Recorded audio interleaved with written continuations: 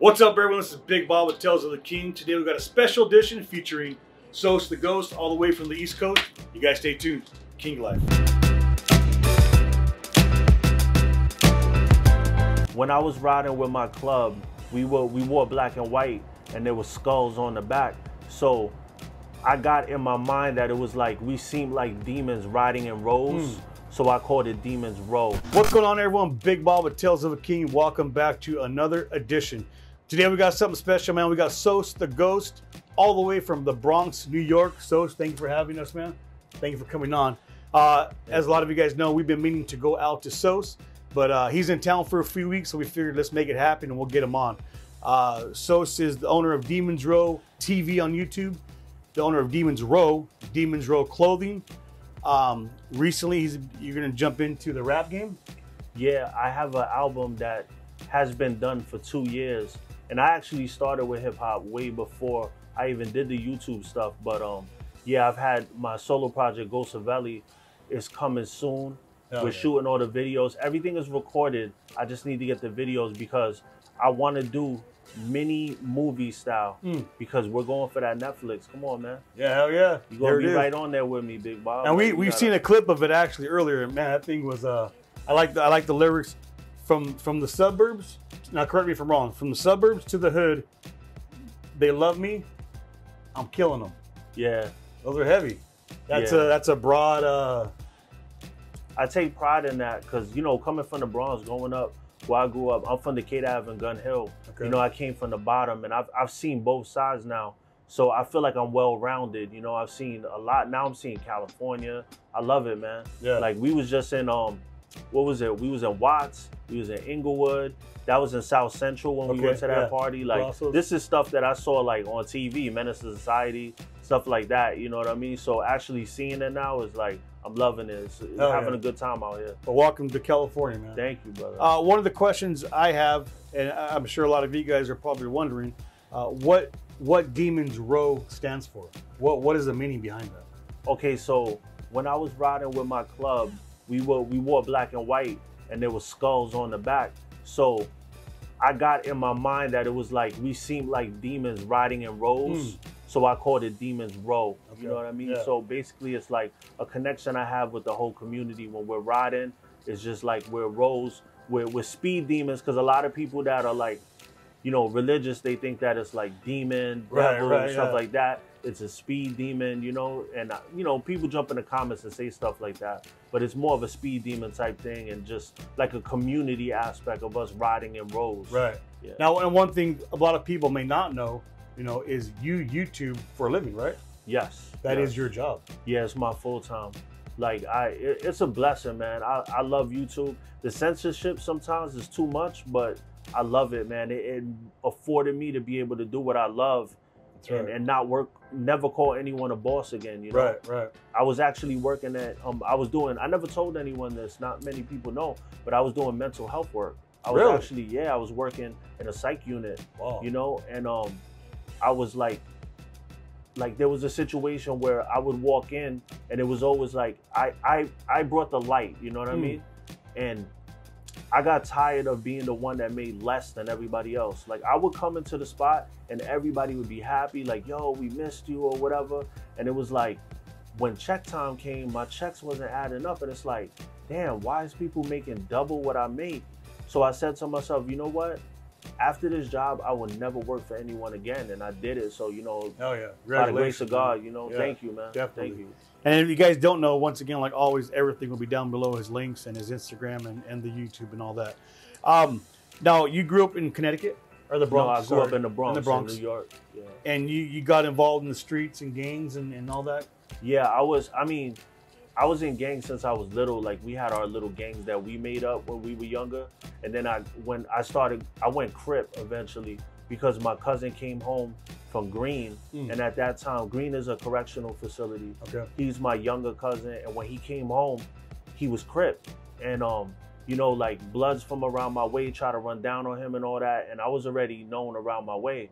So, you know, I had to put them in check a couple of times. We had situations or whatever.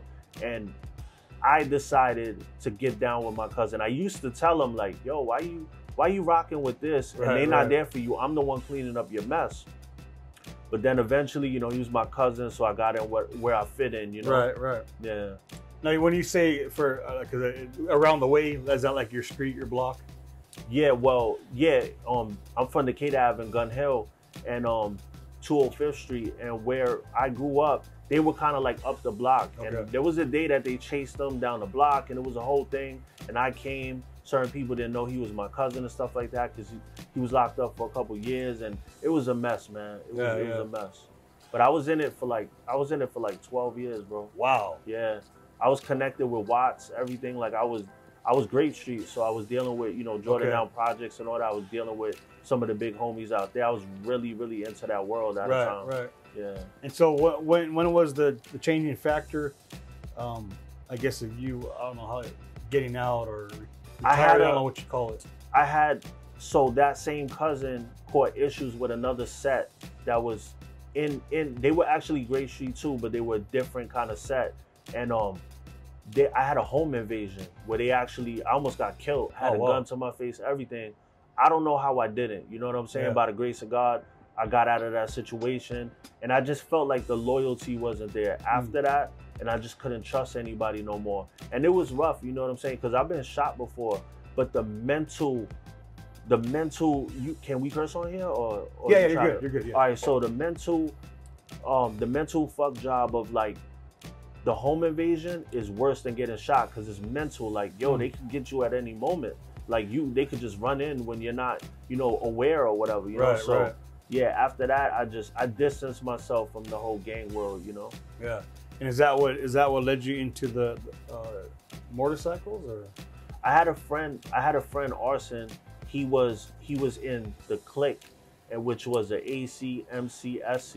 And I actually got into it through the Auto Club. Okay. So I was in the Click Auto Club. Shout out to the Click. And that's how I started my journey. Like, we would go to parties. We had good times out there, you know? But it wasn't like Auto Club like out here. Because out here, the car clubs are like tricked out, low riders, and crazy. Ours was more like the street team for the MC. You know what I mean? So we wore cuts and stuff, but we were like more like jumping in regular cars and going to the events super deep or whatever. It was fun, you know? But that's how I transitioned from gang. I went to that, you know, because of my boy Arson. Then eventually I graduated into the MC of the club. You know, I was riding. My first bike was a Star Striker. And it was a Yamaha. But it was a cruiser though. You ever seen a Star Striker before? Yeah, I have, yeah. Yeah, it was decent. You know, it was my first bike or whatever. And we all start somewhere, right? Yeah, you know, so yeah, like I'm an open book. Like I speak about everything, but it was fun, you know, those days. And then eventually I wanted to graduate and go 1%, you know what I mean? Because being from the streets and stuff, like, I don't know, being in the 99, like they would teach you like, you gotta walk in, shake everybody's hand, stuff like that. I kind of liked the badass thing, like, you know, just walking in and not having to shake nobody's hand or look up to anybody. But it's funny now because I'm the type of dude that run up in a spot and I want to shake everybody's hand. So it's funny how you get older and you just evolve, you know? You evolve, exactly. Yeah. Now, one thing people, I'm going to back up a little bit. You were also locked up for a little bit, right? Yeah, I did 2 flat. But I also was locked up as a juvenile. I did 2 years as a juvenile. I went to Lincoln Hall. When I was 14 years old, we used to rob people all the time, like when we were young, because we was poor, you know, we had nothing growing up in the Bronx. So every Friday we would call it going shopping. So we would rob people or whatever. You know, it's messed up, you know, but we were young. And I got caught up in that. I got a robbery charge. And then I did like 18 months in Lincoln Hall. Yeah. And so I went in 15, I came out 17, got my GED there and all that. Yeah. So yeah, this stuff I never really talked about with nobody else. And that's what we wanted to do, you guys. We want to show you Sose, right? We all know his channel, which he's not afraid to speak on. He speaks on the 1%ers motorcycles, what to do if you're in the wrong place, what to wear, what not to wear. So yeah, so that's what we're bringing Sose to you guys. And if you guys don't know, again, everything will be down below. Go check him out, man. He's the holy grail of the MC culture. And he really is, man. He tells it like it is. So when you graduated to the 1%er club, was it what you thought it was? Yeah, it was. It it was a lot of fun, but I came in with a gang mentality. You know what I mean? Like, even though I was in the AC and the MC, I still had that stink of like jail. It took time to like let the time that I did and the crip like wear off. You know what I mean? So we would be at spots and I'm like, I'm a prospect and I'm ready to go, you know? And they're like, yo, we don't gotta do it, you know, like that, you know what I mean? And then it took time to calm down, you know? And I used to be a very antisocial person too. Really? I don't even know how I like transformed into it. It was actually the clique that like opened me up more, you know, to talk more and stuff. Cause I used to be like, honestly, even in the 1% world, I'll be sitting there by myself while everybody's like mingling, and I'm like, you know, to myself, like I always been like that. So it's funny, you know, that I'm in the social media world. Yeah, look, you said that. Look where we are now. You got YouTube, crazy. And Instagram, and all that stuff. And it's you talk about evolve. You've evolved to the now. Yeah, you know. So as far as like the 1%er club and all, when you started Demons Row, were they okay with you basically spreading the gospel of what's really happening in the streets? So at first it was like, I was just like getting a little footage when we're out or whatever. And then when I first started talking about club stuff, they were okay with it. And then after a little bit, then it became issues, you know? But my national president was very supportive. So he kind of like argued with people like, yo, so what they did is we agreed that like I wouldn't wear my cut no more, and then everybody was good with that. As long as you're not representing the club as what you're saying, they understand that it's your opinion, right? You know, then whatever happens, it has to land on you. So that's you know. But even then, it was like a struggle. Like sometimes it was good, sometimes it was issues. You know, it's, you know how it is with the clubs and stuff like that. And I'm a straight up person, so it's hard for me to like gatekeep and like, you know. So yeah, but. It was, I had good times, you know. I had real good times. We had a lot of fun, a lot of good times. We had, you know, we had street stuff, but it's just regular, you know. But to me, the gang stuff was, I feel like personally, when I went 1%, I stopped getting in trouble. Honestly, because when I was gangbanging, I was always getting locked up, selling drugs, doing stuff like that, you know. That's why I did my time, you know, for selling drugs. And, you know, when I started riding, it was like, a lot of people think people get mad at me because I tell the truth, but really, it's true. A lot of people are not, it's not organized crime. A lot of people work, you know what I mean? So I was around a lot of people that was working and, you know, had legal guns and stuff like that. I never seen legal guns before growing up, you know? So, you know, it calmed me down actually, you know? Like we had our little, you know, statics or whatever, but it was nothing crazy like back in the days, you know? Now, you said something when I asked about the Demons Row. It didn't start off as what it is. Did it? It started off more as like a vlog, or did it start off the whole thing as what? My first 2 episodes was us just chilling, like at an annual in Connecticut. But it started off for the club, right? No, it was never for the club. It was just kind of like my thing or whatever. Yeah, but I started it because I was tired of the mafia dramatization of MCs. I don't know, man. I'm just big on like, let's not try to act like we're something we're not. You know, I'm big on that. Like people try to like, if people could lead you to believe that this is like the mafia or something, they will just to look tough. I'm not like that. I'm like, yo, these dudes work. You know what I mean? They chill, they do the same things, you know? So some people like it because it's like, yo, it's positive, you know, it's telling the truth. And then other people like wanted to have that mystique so that it seems more hardcore or whatever, you know? And you obviously brought it to light. Yeah. Now, so with this platform you have, I mean, your YouTube is huge. Your interaction's huge. People, you get 500, 600, 700 comments, which is, man, I'm always like, damn, I get 30, 40, I'm happy. But, you know, so people are interacting, people are watching, they're listening. Have you felt in what you speak of, you know, which is the truth, that you have helped people in any certain way? Oh man, I get emails and DMs all the time. People be showing, they'll send me a picture of them with a busted head. Like, yo, I saw the show, man, I should have listened, I knew it. I had to let you know, like, you were in my mind when it happened, and I should have listened. Then I got all these people hit me up constantly, like, from every kind of club too, like from the highest levels of clubs, like, yo, you helped me through my prospect phase. Like, you know, I got like a lot of the big homies, they'll tell their little homies, like, I even still talk gang, because I say big homies and little homies. But they tell like their prospects, watch Demons Row. I don't want you asking me a whole bunch of stupid questions. And this would be from big clubs, you know what I mean? So it's so funny to me, you know? And people like, they'll DM me and be like, they'll show me their diamond, like, yo, bro, I earned my diamond. Like, I couldn't have did this without you. So I love that, bro. Yeah, hell yeah. I never had OGs growing up. I learned everything through an ass whooping or getting locked up or something like that, you know? So that's really why I do it, because I feel like a lot of people don't have OGs. Like, a lot of people didn't have fathers. Where I grew up, it was more common to not have a father than to have a father. Wow. And I just see people with fathers and I'm like, yo, you don't know how lucky you are to have that life coach when you're going through something. Just a little whisper in the ear that your father could give you, it's crucial, bro.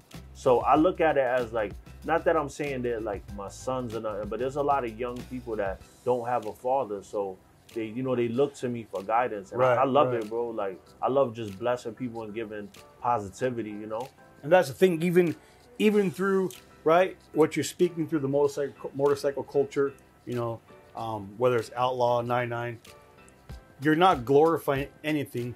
You're actually teaching or helping. There's things I've learned I didn't know. Like, when, bro, I can't remember what episode it was. You're talking about going into a bar and when you see, you know, if there's a 1% club there, what to do, what not to do. Because, you know, a lot of you guys, I'm not associated with the club, not in the club, you know, but there's things I don't know either. I've been running all my life, but I'm not into that, so I don't pay attention. So I'll watch your club like, oh, damn, okay, all right. You know what's so dope about Demons Row too is like, and this is why I call it the Holy Grail, because some people look at it like, oh, he thinks he's, you know, better than everybody. You know, like mostly competition, not people that watch it.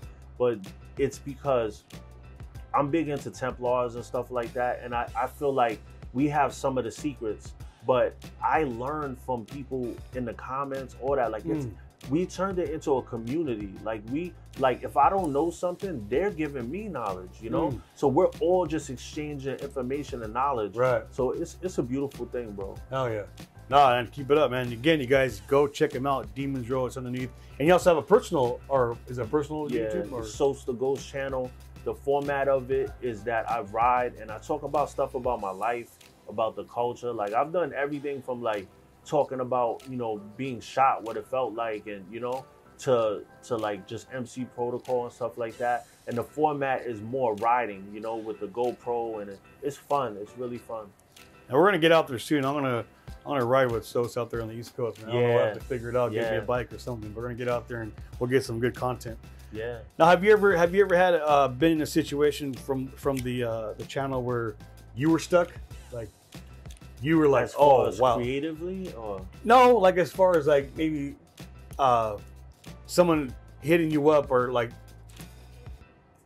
coming at you, you know, in a sense, and you're like, nah, that's a good question. I'll have to find out. Oh, that happens all the time, you know? Now, do you respond through YouTube, or do you respond through? I respond to, people think it's crazy, but I respond to every comment. I see that. I see that, man. I'm like, dude, they'd be like, I'll go through 600 comments. So I'm like, God dang. You know the truth though? That's the sauce to it. Because like YouTube goes off of, you know, view duration and like engagement. So if you're engaging with your audience and everybody's talking on there, that's what makes it go, you know, viral and stuff like that, you know. Now, what would you say to some of these young people who want to get maybe started in something, and regardless what it is, like on YouTube or something like that? Yo, listen, I think everybody should have a YouTube, bro. Like, listen, that platform changed my life, you know. I feel, this is what I feel about YouTube. I feel that, like, a lot of jobs and places that you find yourself in, they don't pay you off performance. They pay you off, you know, this is what we pay hourly. On YouTube, if you are one of them guys, you're gonna get paid. You know what I'm saying? And I feel like there's people that, like, they talk about anything. Like, if you love, you know, like the Ninja Turtles, you could just talk about that all day. And if you're good at it and you know enough about it, you become the authority on it, you know? Yeah, there's people eating on there talking about coffee, about anything, you know, like whatever you love. And it's, you know what the problem is? And this is why I love your channel. It's about authenticity. You're authentic. So that's why you're winning. You keep growing. You know what I'm saying? Like, a lot of people see something and they want to be like that. And that's the problem. If you just be yourself there's a saying, your vibe attracts your tribe. So if you're just yourself, you start getting around more genuine people. But people don't realize why they like stuff. It's because it's authentic. Right. So anybody that's faking it to make it, they're gonna lose, man. I believe that. I am huge, and I've said it many times on this show, I am huge about always being yourself. Yeah. You go a lot farther in life. Yeah, definitely. People can see. I've said it before. People can see through that. That small percentage won't, but guess what? That small percentage really isn't nothing. That's going to take you nowhere. And the crazy thing about YouTube, some of the biggest YouTubers, they don't even got the equipment we got. Their phone. They're just on their phone talking, you know, and they're winning, you know. I know a lot of people like that, 300,000, 500,000 subscribers, and it's like they think that you got to be like 1 million subscribers to win. There's like insurance people that got like 2,000 subscribers and they're millionaires. Because those 2,000 are the people that they need to get cases or whatever, you know? So I love YouTube, bro. All right, so your first bike was a Yamaha Star Striker? Yeah, so I started with the Star Striker, and I actually messed that bike up because it was my first bike, and I blew the transmission. Really? I used to ride with a hoodie and I would tie it on the back and it came off, went in the tire. Oh shit. Yo, and the crazy thing is the bike didn't go down either. That bike was it was kind of official. So then after that, I had a Victory Vegas. Oh, that's a nice bike. Yeah, it was a nice bike. And then I eventually got hit. You know what I mean? I had an accident. I got rear-ended by a car. And now I have a Softail Slim, a 2017 Softail Slim FLS. Yeah, I love that bike, man. Like Harley is just different, you know. Right. I say, you know, and I like in the club, I used to have people that it was two factions. Some would ride Victory, some would ride Harley, and they would always, you know, argue. And I actually love Victory, and I actually like don't like the way Harley treats its customers. Right. But there's no bike like Harley, you know. So, sorry, is that like an East Coast thing, the Victory and Harley thing? Yeah. Okay, I was curious because out here it was, it's just clearly Harley out or here, custom, you know, American custom. Sometimes. Yeah. But Victory was American, so it passed. You know, certain clubs you have to just have a Harley, but other clubs, as long as you ride American, you're good. You know. So yeah, it was a big thing, like where it was like Victory versus Harley, and it was like that was a little, you know. And I always wanted to. I'm kind of mad Victory went down because as people like us rise, I feel like we could have took Victory to the level of, you know, they start, because I feel like, have you ever seen the Highball? Yeah. They came out with some bangers like in the mid-2000s. It was like, I feel like they was trying to hook us up. Right. Harley is just so stock with everything, you know? Yeah. They want you to spend $50,000 or whatever to hook your bike up, you know? So I appreciate people that appreciate their customers, you know? Right.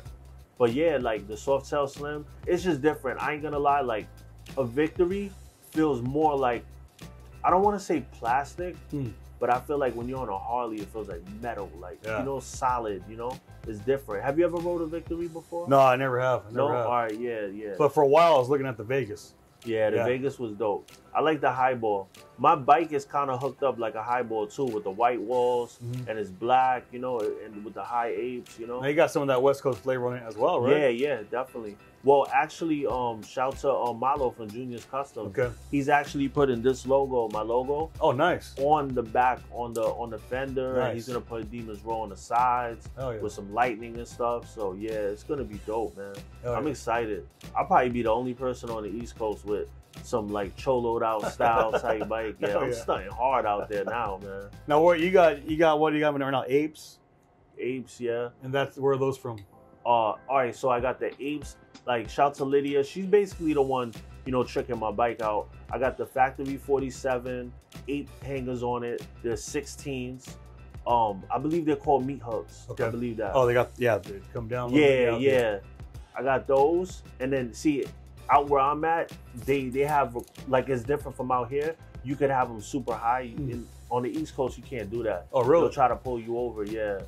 And I also, I have something that on my bike that I haven't seen anybody with, and my pegs are actually guns. Yeah, I've seen that in the video. Yeah, so that's like my little thing, you know. And then my forks are bandana. It's like a black bandana, so I love that.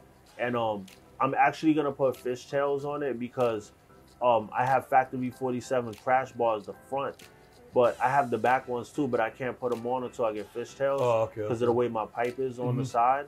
But I just purchased from Factory 47 again.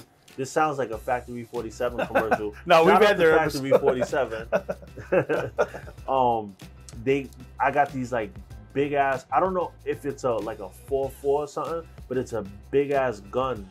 Did you see the one? Oh, the shotgun? Yeah, they're mini shotguns. Yeah, it's like a mini shotgun. Yeah, they're I haven't seen it in person yet, but I bought 2 of them, so I want to put them on the back. Yeah, I'm trying to stunt hard out here. Hell yeah.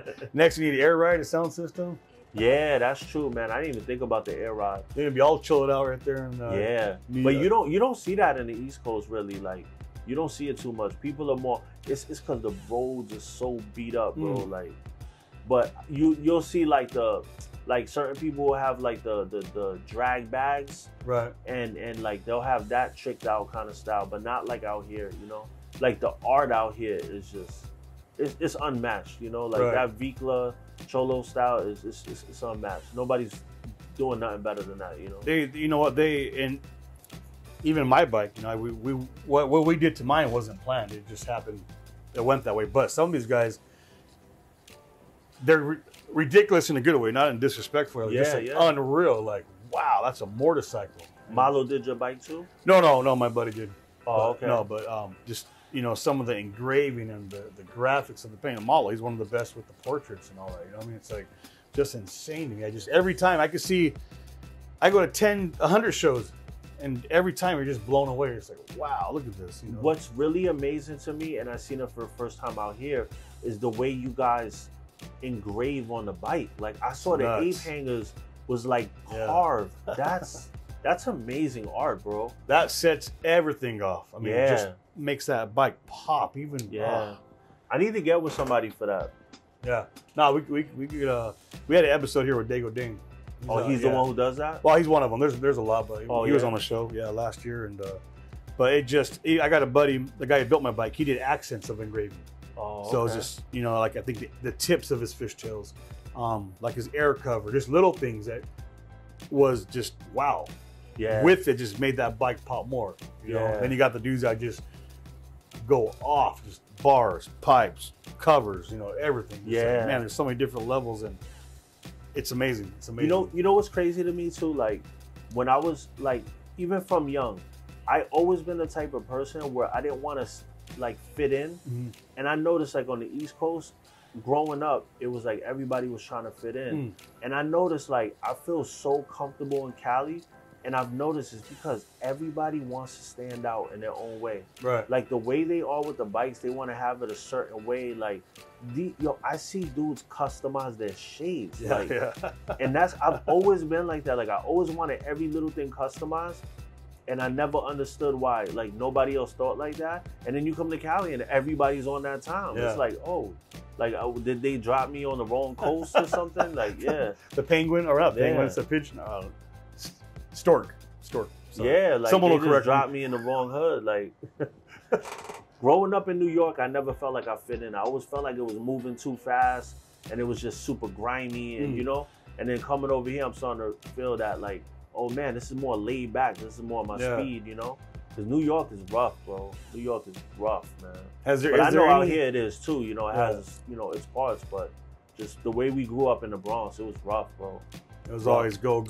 Yeah, man. It's just so many people. I mean, you got to think about it. We grew up in tenements, so it's like the smallest building is 5 stories high. So for people who don't know what a tenement is, what is that? Like apartment buildings. Okay. They're high. You know, everything in New York is, you know, you don't see like out here. It's more spread out houses and stuff. In New York, everything is like up. You know, so it's projects and high buildings. So on one block, realistically, there's thousands of people, you know? Yeah, like easily thousands of people. In one neighborhood, it's millions of people in one neighborhood, you know, literally, you know? So you could not know people. Like growing up, I would know certain people's first and last name, and we would just walk by each other. New York is like that, you know? And then there's people that you will never see because there's so many people in your neighborhood that like they could be your next door neighbor and you don't know them, you know? What a trip. Yeah, it's crazy like that in New York. So what's next for for Sose, man. You got so much. You're getting so much recognition. You're getting so much positive, just as a person and outlook, and people are loving everything you're doing. Do you have anything next on the list for Sose for Demons Row that maybe you want to share? Yeah, I have certain things that I don't want to say like that, sure, but then for I sure. have a few things like now I'm transitioning. I started, we starting the podcast, the Road to the Riches podcast with my brother Mike Ball, and we're gonna go invade the audio platforms now, the Google, the iTunes, and all that. People have been on me for a while about that because, like, I don't know if you realize it, but like even you're doing interview format. You might have people that are listening to you while they're at work, so they can't look at it, but they're listening. So a lot of people told me that, like, yo, you need to do the podcast. So I'm doing that. It's funny you said that because a guy DM'd me, I think it was yesterday, Thursday, and he said, "Hey, I'm about to start my workout. I'm gonna be listening to the latest episode." Yeah, that's funny you said that. Wow. I actually listened to the Rise and Rap one, in the gym. Nice, in the headphones. Like, I usually watch it like looking at it, but that day I was like watching in the car. I'm running around, I'm busy, and then when I was in the gym, I had it on, because I rock with her. She's good people. Yeah. And I was watching stuff. Yeah, Kim. Definitely. Kim a memo. Yeah, her bike is crazy too. Yeah, her bike's clean, dude. She's the one who put me on. I have like a little Demons Row, like metal, I don't know what you would call it, and I like tied it onto my like a plaque or something. Yeah. Like even that, you don't see that on the East Coast. Really? Yeah, you don't see stuff like that. That's huge out here. Some guys have 3 or 4 on their bike. Yeah. So I got a Demons Row one or whatever. Yeah, it's so cool, man. Everything I've got is from the West Coast. Wow. Because you can't get it out there. Like, okay. Yeah. From the rims, everything. CMC. Yeah, shout out to Dave. Yeah, shout out to Dave. I got my rims from him. Oh yeah. Like, yeah, I've gotten everything from over here. It's That's hard cool, to man. get stuff out there, yeah. So with the new podcast, what is it going to be? Is it going to be the same concept, or is it going to be something different? It's gonna be motorcycle culture, Okay. and then we're gonna drift a little and get into all type of things in Nice. life and stuff. Yeah. Hell yeah. Yeah, we're gonna keep a motorcycle club and motorcycle culture based, but just because I believe in niche. Niche is important because, like, I was using, for instance, like, I don't know if you know about like East Coast kind of hip hop, but I listen to Jadakiss. Okay. And Jadakiss is hardcore gangster rap, and like, when I go to Jadakiss, I know what I'm expecting. You know what I mean? Like, Right. I want to hear some hard shit. You know what I mean? That's what I want to hear when I'm in my whip. So it's the same with Sose the Ghost. Like, I want you to know, like, if you go to him, it's going to be some MC shit. He might be talking about his life, 1% of shit or whatever. And I like to keep it niche, Right. But I want to keep it niche and then broaden out a little bit, but always stay in that lane. You know what I mean? Right. I feel like that's important. And correct me if I'm wrong. When you say MC, that means motorcycle culture, right? Yeah. Just so some people don't get confused, they might think motorcycle club. No. Yeah. And a lot of times, guys even wear the MC rings, and it stands for motorcycle culture, not club. Unless you're in a club, that's a whole other. That's not my department, but yeah. So just so people understand. Yeah. So also, like, so I got 8-track EP, Go Savelli. I've had that shot for a while. I'm gonna release that. The only reason why I haven't released the album is because I've been so busy with Demons Row, Right. and then the Sose the Ghost channel too. I'm dropping 4 times a week. Nice. So it's like, yeah, it's a lot of work, Yeah. because I do it all myself, editing, graphics, all that, So I'm too cheap to hire someone. So, But it could be done, yeah, right? You come from the Bronx, New York. yeah, New York. You were a Crip. yeah, You've been shot. yeah, You've been locked up. yeah, Right? You came from the worst. Now look at you, right? You're not even a fraction of where you're going to be, right? yeah. You're That's just a fact. you're scraping the bottom, but it could be done. Yeah. So I got that. And then what I'm going to do is, the reason why I didn't drop the album right away is because I didn't want to do just performance videos.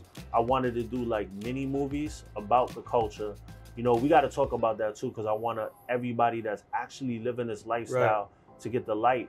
But I wanted like mini movies, like short films. Yeah. So since I'm getting a lot of views and traction, I want to put it out with mini movie shorts, and then eventually go to Netflix. Like, look at the numbers. Wow. You know what I mean? I want a deal. Like, I want, like, shouts to the Mayans. A lot of the brothers, are out here really on these streets, but I feel that we need something that represents us, the ones that really live the lifestyle, where we have control, and people like Big Baba on it, people like Lydia, you know, people that really live this lifestyle are involved with it, you know what I mean?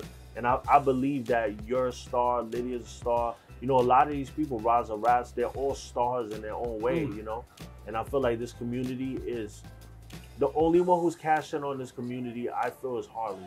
You know what I mean? Harley Davidson. And then, you know, you got people that customize and stuff like that, but they're not on that level of a Harley Davidson, you know? So I think it's time for our community to start eating on that level, you know what I mean? So our kids, you know, will be the next generation that creates new, you know, waves of different things that we could do, you know? So yeah, I'm excited about it, man. And I also, I will release this. It's just a lot of people, you know, take stuff when you put it out there. So sometimes it's hard. But I'm also working on comic books. Oh yeah. So yeah, like with this character right here, I got a lot going on. So I want it to be not so much like it's gonna be more reality based. Like this character will go through situations that really happen. You know what I mean? And from joining a club all the way to like not being in the club, like it's just, I wanna like make it like a real life, but you know, this character is going through it, you know? I just want to do something different because people have been asking me to write a book about my life, and I eventually will, but I like to do creative stuff, you know? If everybody's writing a book, I want to do a comic book, you know? Exactly. So yeah. And that's how I always say, I always stay a little left to what's happening. Not veer, just a little bit, you know? So I want to get into comic books, video games, all that, like a lot of stuff, you know? Man, well, Sose, thank you, brother. I appreciate you, man, coming on. I got to do the West Coast. And one thing I want to say to the community, this man right here, we agreed in the contract that he would not wear a tank top and make me look small out here. And he still did it, threw the tank top on. And then we took a picture, and then he goes like this and flexes on me. You know how we do it. Nah, bro, but seriously, I appreciate it, man. Brother. Man, thank you guys for tuning in. Sose the Ghost, all the way from the Bronx, New York, right here in California on Tales of a King. We hope you guys enjoyed this episode, man. We'll see you soon. King Life.